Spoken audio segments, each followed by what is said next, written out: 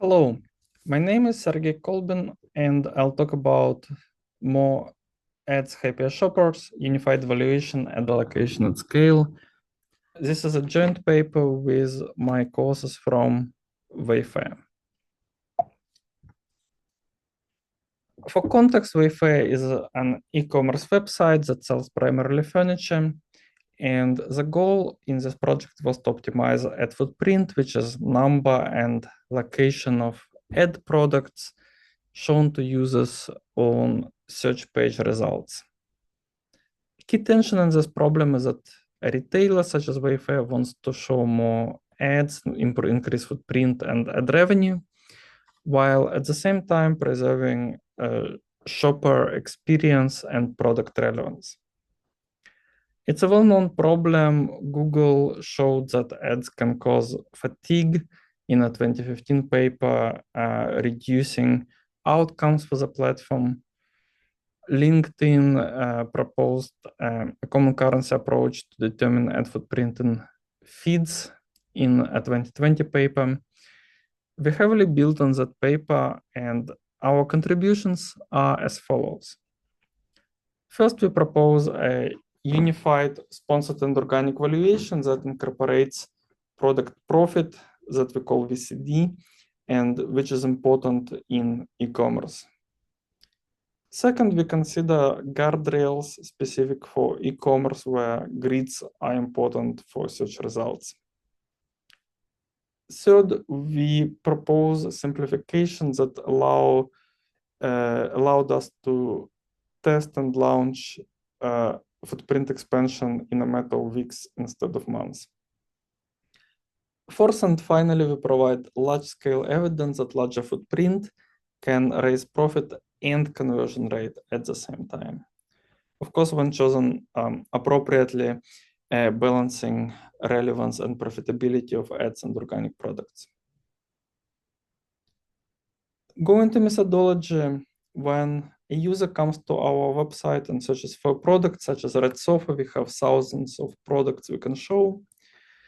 We compute expected value of impression in those products to user as follows. For ads, it includes expected ad revenue and also predicted conversion rate conditional on impressions multiplied by sum of lambda and product profit VCD.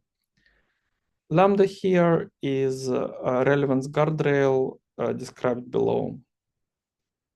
For organic products, value is essentially the same, but it acknowledges that organic products do not have ad revenue, so that term will be zero.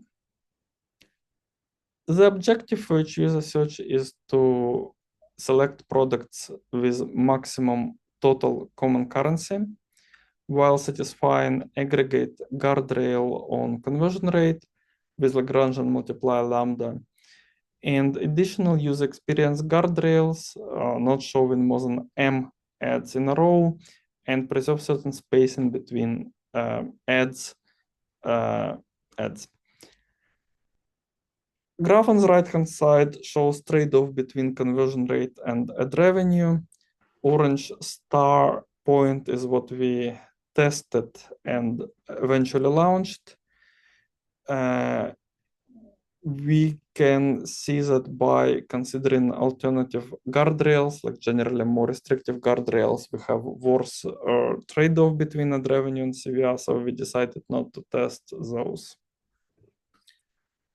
To implement and our approach faster, we also did a couple of simplifications. Instead of computing fully optimal real-time footprints for each user search, we apply simplified greedy merge, just merging and selecting products with highest sum of common currency. And second, we used keyword batch footprints that can be cached instead of computing like real-time footprints. Based on offline simulations, that results in very small impact on ad revenue and conversion rate.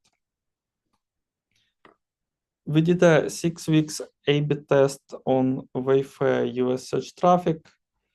We compared version of footprint that I described above and also another version that doesn't include the VCD term.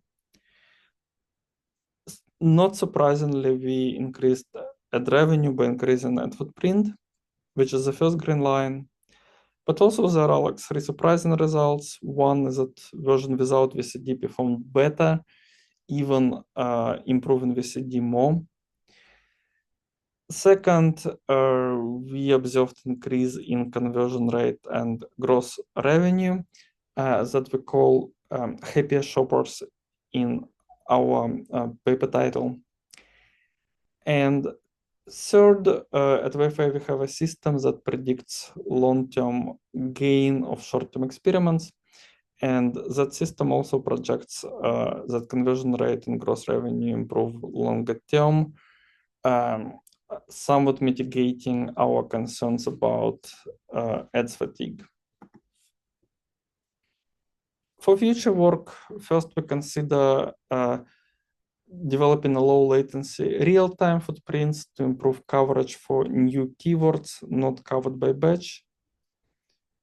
Second, we want to make VCD term work by improving accuracy of our inputs into the system.